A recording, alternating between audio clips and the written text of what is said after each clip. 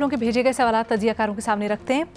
चीमा साहब, आपके लिए सबसे पहला सवाल इरम हाशिम की तरफ से पूछ रही हैं कि वज़ीर आज़म ने सुप्रीम कोर्ट में जमा करवाए गए 190 मिलियन पाउंड से दानिश यूनिवर्सिटी बनाने का ऐलान किया है। माजी में इमरान खान पर इन फंड से सियासी फ़ायदा लेने का इल्ज़ाम लगाया गया था, तो क्या अब इन पैसों को नून लीग के मंसूबे में इस्तेमाल करना दुरुस्त होगा? देखें, वज़ीर आज़म ने बड़ा दानिशमंदी का मुजाहरा किया है। बेसिकली तो ये है कि उन्होंने एक इसका सियासी इस्तेमाल करने की कोशिश की है ना। इसकी एक अपनी एक सिग्निफिकेंस है कि वो एक यूनिवर्सिटी का प्रोजेक्ट इस दूसरी यूनिवर्सिटी की तरफ लेकर जा रहे हैं और वो जो एक पॉलिटिकली भी उनको एक न्यूट्रलाइज करने की कोशिश कर रहे हैं कि कोई ये ना कह रही कि हमने एक यूनिवर्सिटी बन रही थी तो हमने वो प्रोजेक्ट रोक दिया। उन्होंने कहा कि हम भी गरीबों के लिए काम कर रहे हैं। अब जो है इसमें फर्क ये है कि जो 190 मिलियन पाउंड का मसला ये नहीं है कि वो उसके मसरफ का मसला तो ये है कि वो कैसे आए और आगे जो वो अभी वाली जो यूनिवर्सिटी है ये एक गवर्नमेंट का प्रोजेक्ट है।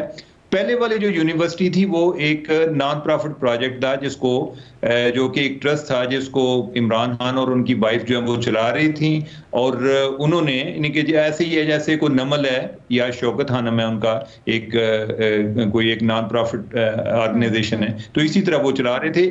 ये जो है ये गवर्नमेंट का अदारा है। हाँ, ये जरूर है, इतना अलबत्ता है कि जो दानिश प्रोजेक्ट है इस पे एक जो एक स्टैंप है वो शहबाज शरीफ की है। अगरचे गवर्नमेंट के प्रोजेक्ट हैं लेकिन ये आइडिया उनका है, उनको इसका फायदा डेफिनेटली उनको होगा। बहुत शुक्रिया उमर चीमा साहब। अगला सवाल साफ़ी साहब आपसे रज़ा हैदर साहब पूछ रहे हैं कि पंजाब का गुड टच बैड टच की आगाही से इब्तदाई क्लासेस से ही बच्चों के निसाब में शामिल करने का फैसला हुआ है। साफ़ी साहब, आपको नहीं लगता कि गुड टच बैड टच की आगाही के लिए इसकी ज़रूरत मदारिस में भी है? नहीं, उधर भी ज़रूरत है और ये असातिज़ा की तरफ को भी इस तरह मुतवज्जे करना चाहिए और पेरेंट्स को भी चाहिए कि ज़िम्मे में अपनी ड्यूटी पूरी करें और बच्चों को समझाएं। बहुत शुक्रिया सलीम साफ़ी साहब। एक छोटी सी ब्रेक लेते हैं, फिर मज़ीद सवालात। Welcome back. आपके यूट्यूब पर भेजे गए सवालात तजियाकारों के सामने रख रहे हैं। रीमा आपसे हुमैरा शेख पूछ रही हैं कि पाकिस्तान 2024 के आलूदा तरीन ममालिक की फहरिस्त पे तीसरे नंबर पर है। आलूदगी में कमी लाने के लिए पाकिस्तान को क्या करने की ज़रूरत है? अलीना, मेरे दिल के बहुत करीब है ये सवाल, क्योंकि सबसे पहले तो हम सबको इसकी संजीदगी जो है उसका एहसास करने की ज़रूरत है और इसमें हम अक्रॉस द बोर्ड, चाहे वो हुकूमत हो, चाहे वो आपके बिजनेसेस हो, चाहे मीडिया हो, सबको इसकी संजीदगी का अंदाज़ा होना चाहिए, क्योंकि सिर्फ ये मियर फिगर्स नहीं हैं, ये दिन ब दिन हम लोगों के जो लाइफ स्पैन्स हैं उनको कम कर रहे हैं। ख़ास तौर पे अगर आप बुज़ुर्ग हैं, आप बच्चे हैं, साल के 6 महीने में आप इतनी आलूदा हवा जो है उसको ब्रीद इन करते हैं जो रेकमेंडेड लेवल से 20, 30, 50 गुना ज़्यादा हार्मफुल है।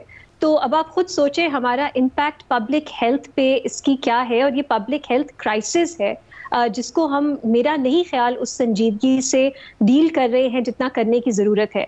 कुछ दिन जब हमें नज़र आता है बाहर जलने की स्मेल आती है, आपको आंख खुली नहीं रखी जाती, आपसे सांस में मसला होता है, तो फिर हम सुन लेते हैं कि चलें स्कूल्स ऑफ हो जाएंगे या कोई कर्फ्यूज लग जाएंगे या टाइम हम बाज़ारों का कम कर देंगे।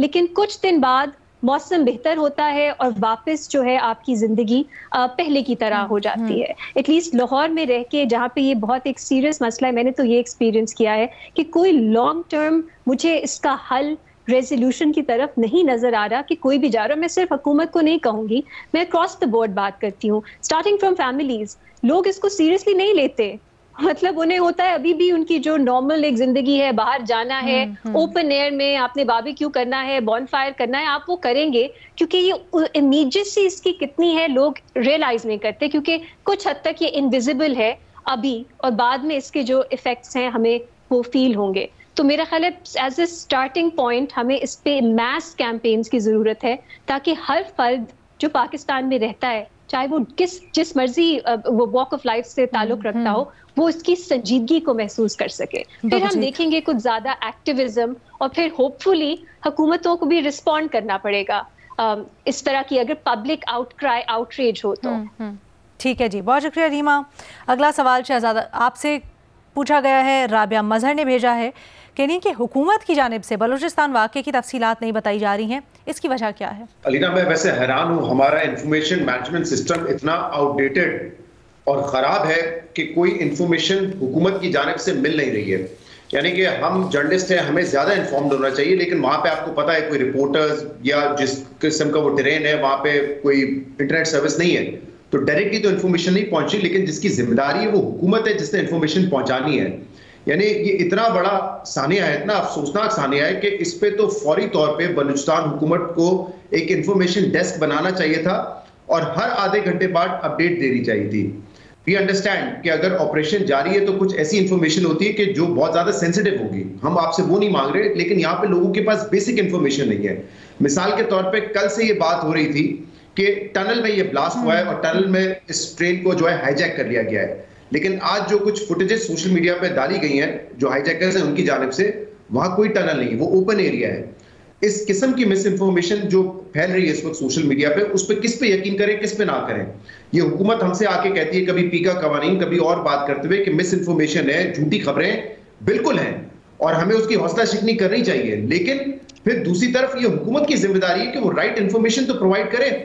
यानी अभी तक कितने लोग आए हैं, कितने यरगमाल हैं, कितनों के साथ क्या हो चुका है, इसकी कोई इंफॉर्मेशन हमारे पास मौजूद नहीं है। और जो इंफॉर्मेशन आ भी रही है वो भी ऑफिशियल चैनल से नहीं आ रही, सिक्योरिटी जराए से आ रही है। अब सिक्योरिटी जराए की किन खबरों को आप यकीन करेंगे, किन खबरों को आप यकीन नहीं करेंगे। मैं हैरान हूं, कोई ऑफिशियल स्टेटमेंट इस पे क्यों नहीं दी जा रही है। मतलब आपने देखा यूएस में कभी किसी स्कूल पे अटैक होता है और वो इवन टेररिज्म का वाकया नहीं होता, वहां पे प्रेसिडेंट ओबामा ने आके कई मरतबा जो है एड्रेस किया नेशन को, हमारे प्राइम मिनिस्टर इस पे मुकम्मल खामोश है, मजम्मत आ गई है, इसके अलावा कोई इन्फॉर्मेशन नहीं है और इस वजह से डिसइंफॉर्मेशन जो है वो ज्यादा फैल रही है। तो मेरे ख्याल से कम बलूचिस्तान हुकूमत को इस पे अपडेट करना चाहिए अवाम को कि एग्जैक्टली हो क्या रहा है। लोगों में बहुत ज्यादा खौफ है, लोगों में इस वक्त परेशानी है। जो इनके अपने लवाहिकीन थे वो कोयटा ट्रेन स्टेशन पे बैठे रहे अपनी मालूमात हासिल करने के लिए, लेकिन मालूमात उन तक नहीं आ रही थी जब तक वहां से कुछ बच्चे कुछ बुजुर्ग उनको छोड़ा गया। और इस वक्त पीटीआई हुकूमत शायद बिजी है पीटीआई पे इल्जाम लगाने के लिए, वो आप करते रहे, लेकिन जो राइट इंफॉर्मेशन है वो जिम्मेदारी हुकूमत की देने की है।